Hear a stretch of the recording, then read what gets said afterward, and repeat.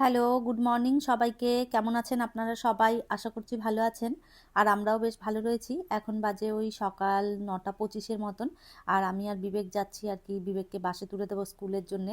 সকালবেলায় ঘুম থেকে উঠে ওকে আগে রেডি করে এই যে চলে এসেছি ওকে বাসে তুলে দিয়ে তারপরে বাড়িতে গিয়ে যা কাজকর্ম আছে সেইগুলো গুছিয়ে নেব। যাবার সময় এখান থেকে একটু সবজিপাতিও নিয়ে নেব। তো ওই জন্যে একবারেই আর কি নেমে চলে এসেছি। যাওয়ার পথে এখান থেকে কিছু সবজি-টবজি কিনে নিয়ে গেলে না বেশ সুবিধে হয়। আর এটা একদম যেহেতু সামনের ওপরেই রয়েছে ওই জন্য এখান থেকে বিবেককে ছেড়ে দিয়ে আমার অনেকটা কাজ মিটে যায়। সবজি, মাছ সমস্তটাই ওই যে পাওয়া যায়, দেখতেই পাচ্ছেন সামনেই রয়েছে সবজির দোকান, মাছের দোকান। তো বিবেকদের বাসটা ওই যে চলে এসেছে, ওকে বাসে তুলে দিয়ে চলুন তাহলে সবজিপাতি যা নেওয়ার আছে সেইগুলো নিয়ে তারপরে আর কি বাড়ির দিকে রওনা দেব। টুকটাক বেশ কিছু সবজি আমি নিয়ে নিয়েছি। আর এই যে এখান থেকে সবজি নিয়েই পাশে রয়েছে মাছের দোকান, এখান থেকে একটুখানি মাছও নিয়ে নিয়েছি। যা যা দরকার ছিল সমস্তটা কিনে নিয়ে তারপরে আমি এই যে চলে এসেছি বাড়িতে। আর সবজিপাতি যেগুলো নিয়ে এসেছি সেগুলো ওইভাবেই রেখে দিলাম, এখনো কিছু বার করা হয়নি। যা যা কিনে নিয়ে এসেছি সেইগুলো সব ওইভাবেই ধরে রেখে দিয়েছি, পরে বের করে রাখবো। আর ভাবলাম আগে বিছানাটা তুলে নিই। সকালবেলায় বাসি বিছানাটা এখনো তোলা হয়নি, কেননা আজকে ভেবেছি বিছানার চাদরটা চেঞ্জ করব, সেই জন্য একটু দেরি করেই আর কি বিছানাটা তুলছি। সকালবেলা যেদিন বিছানা চেঞ্জ করা না থাকে চাদর, সেদিন তো একটু ঝেড়ে দিলেই পরিষ্কার হয়ে যায়। তবে যেই দিন বিছানাটা চাদর পাল্টাতে হয় সেদিন তো অনেকটা সময় লেগে যায়। আর সকালবেলায় এগুলো করতে এলে না বিবেকের স্কুলের দেরি হয়ে যায়। তো ওই জন্যে আমি ও চলে যাওয়ার পর আর কি বিছানার চাদর চেঞ্জ করি। এই ঘরের বিছানার চাদরটা চেঞ্জ করব, পাশের ঘরে যেটা রয়েছে সেটাও আজকে ভেবেছি তুলে দেবো। একসাথে দুটো বিছানা তুলে দিলে না একসাথে চাদরগুলো কাচা হয়ে যায়। আর মেশিনে তো আমি চাদরের সাথে অন্য কিছু কাচি না, তো সেই জন্য দুটো চাদরই একসাথে আর কি কাচার চেষ্টা করি। আর ওই জন্যই দুটো চাদর একই সঙ্গে তুলে দিই।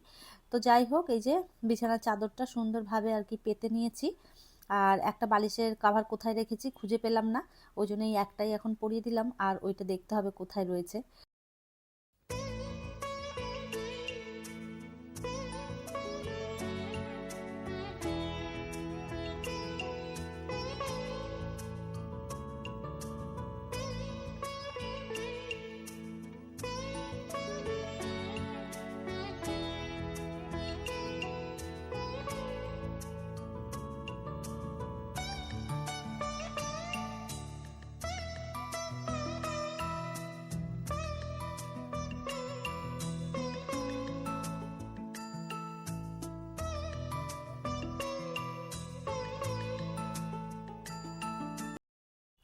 ওই ঘরটা সুন্দরভাবে গুছিয়ে দিয়ে এসেছি। আর এরপরে এই ঘরটা গুছিয়ে নেব।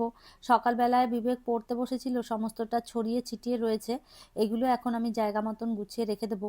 ওর যেগুলো স্কুলে আর কি প্রয়োজন ছিল সেগুলো তো আমি গুছিয়ে দিয়ে দিয়েছি ব্যাগে করে, ওইগুলো নিয়ে ও চলে গেছে। আর এখন এই ঘরের বিছানার চাদরটাও চেঞ্জ করব। আর সকালবেলায় দিদি এসে কাজ করে দিয়ে চলে গেছে। দিদি যেহেতু অনেক বাড়িতে কাজ করে সেই জন্য আমার কাজ নিয়ে তো আর বসে থাকবে না। তো ওই জন্য ও ওর কাজ করে দিয়ে চলে গেছে, আর আমার এগুলো ঝাড়াঝাড়ি কিছুই করা হয়নি। সকালবেলায় এগুলো তো ঝেড়ে না দিলে তো ওই তারপরে জানেন নোংরা পড়তে থাকে। আর বিবেক যেহেতু পড়াশুনো করেছে এখানে, ওর তো চারদিক নোংরা করে রেখে দিয়েছে। আর এইগুলো তুললেই এখন আমার ঘরটা আবারও নোংরা হয়ে যাবে। তো এইগুলো তুলে পরিষ্কার করে তারপরে আবারও একটু ঘরটা ঝাড়ু মারতে হবে, কিছু করার নেই। তো এরকম যেদিন আমি দিদি কাজ করে দিয়ে চলে যায় পরে আমাকে আবারও সেই কাজগুলো মানে করতে হয়।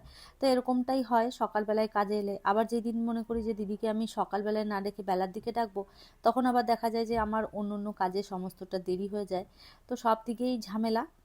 যাই হোক, তো কিছু করার নেই, এইভাবেই এখন আর কি কাটাতে হবে। আর এই তো বালিশের কভারগুলো পরিয়ে দিয়ে তারপরে আর কি চাদরটা পেতে নেব। আর সমস্তটা একদম ঝেড়ে দিয়েছি, বেডের উপরে যা ছিল। আর দেখছেন কি হাওয়া প্রচণ্ড, এইদিকে জানালা সকালবেলাতে না খোলাই যায় না।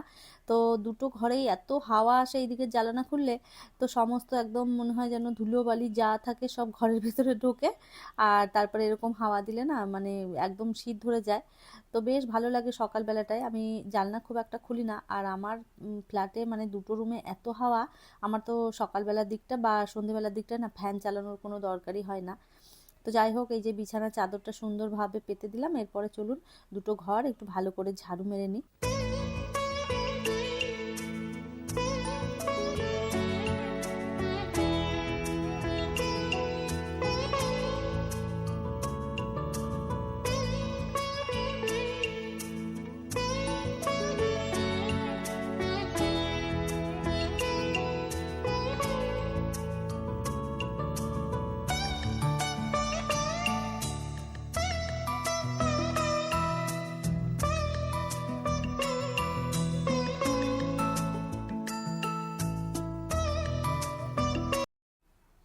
দেখতেই পেলেন সকালের যা কাজকর্ম ছিল সেগুলো সমস্ত গুছিয়ে নিয়ে তারপরে আমি স্নানটা করে নিলাম।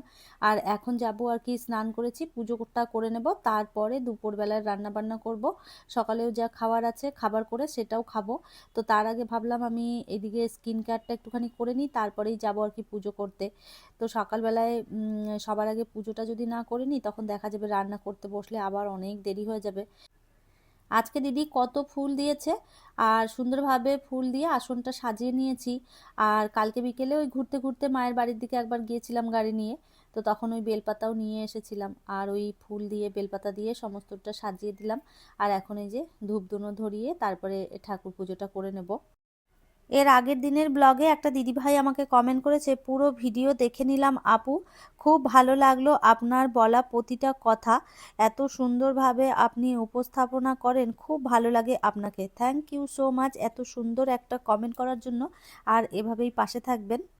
বেবি বোন আমাকে কমেন্ট করেছে, তুমি ঠিক বলেছো, শিলপাটায় বাটলে যে কোনো রান্নার স্বাদ ভালো হয়। হ্যাঁ গো, একদম তাই। শিলপাটায় রান্না করলে রান্নার স্বাদ সত্যিই খুব ভালো হয়। তবে এখন তো আর আমরা শিলপাটা সেভাবে কেউই ব্যবহার করি না।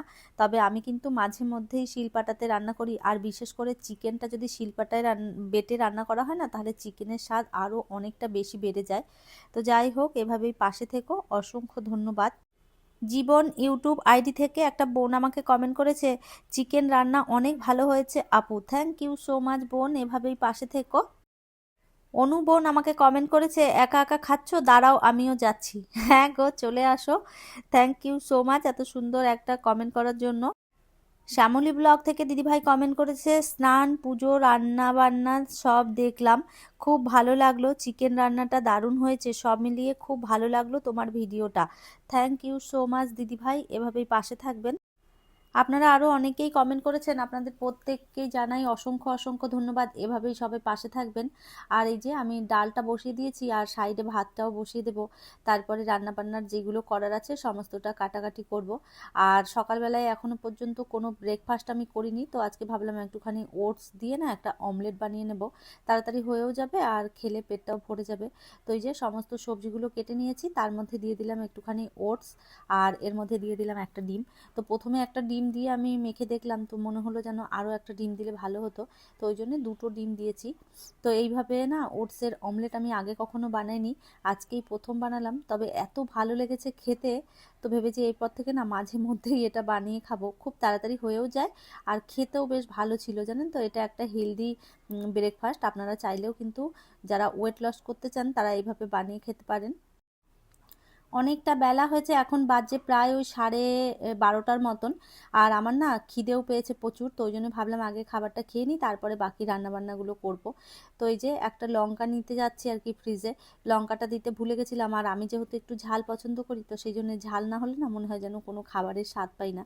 তো একটা কাঁচা লঙ্কা নিয়ে এসেছি, তখনই যদি লঙ্কাটা কুচিয়ে দিয়ে দিতাম বেশ ভালো হতো, তবে একদমই খেয়াল ছিল না। তো যাই হোক, এই যে খাবার খেয়ে তারপরে চলে এসেছি, এদিকে ভাতটা আর কি নামিয়ে দিয়ে তারপরে আমি ওটসের অমলেটটা করে নিয়েছিলাম, তো সেই জন্য ভাতটা এখনো হয়নি।